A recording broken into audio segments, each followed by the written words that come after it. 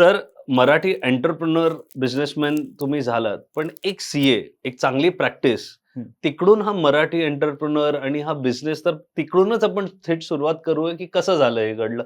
काय तुम्हाला वाटलं, की हे सुरू करावं आणि का? चार्टर्ड अकाउंटंट जो पण असतो, तो नॉर्मली 10-12 वर्ष त्याच्या प्रॅक्टिसमध्ये काढतो, असं जनरली होतं. हं, आणि त्याच्यानंतर तो पॅरलली दुसरं काही करण्याच्या इच्छुक असतो. हं. आता इथे जो आम्हाला एक्सपिरियन्स आला आहे, त्याच्या बेसिसवरती किंवा त्या स्टोरी लाईनवरती आम्ही हे स्किलिंगचं डिपार्टमेंट ओपन केलेलं. आता 12-13 वर्ष आम्ही सीएची प्रॅक्टिस केली.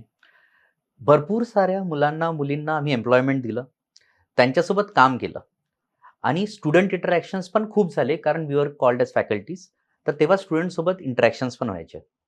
आता इथे जेव्हा आम्ही आमच्या एम्प्लॉईजला काही पण सांगायचो, तेव्हा एक खूप मोठा प्रॉब्लेम स्टेटमेंट आमच्या समोर यायचा नेहमी, की त्यांना नॉलेज तर आहे, बट त्याचं इफेक्टिव्ह इम्प्लिमेंटेशन ते करू नाही शकत आहे.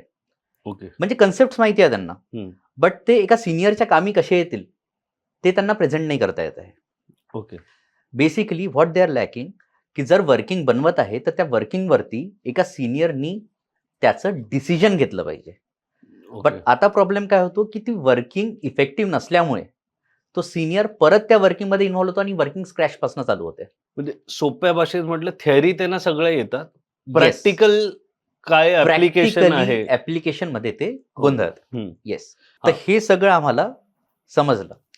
आता इथे हा जो टियर 2 लेव्हलचा स्टाफ आहे, हं, हा एक ब्रिज असतो ओनर आणि सीएमध्ये किंवा एका सीनियरमध्ये. हं. तर टियर 2 लेव्हलचा स्टाफ जेव्हापर्यंत प्रॅक्टिकली ट्रेन नाही होणार ना, तर ही गॅप वाढतच राहणार आणि जी वाढते आहे.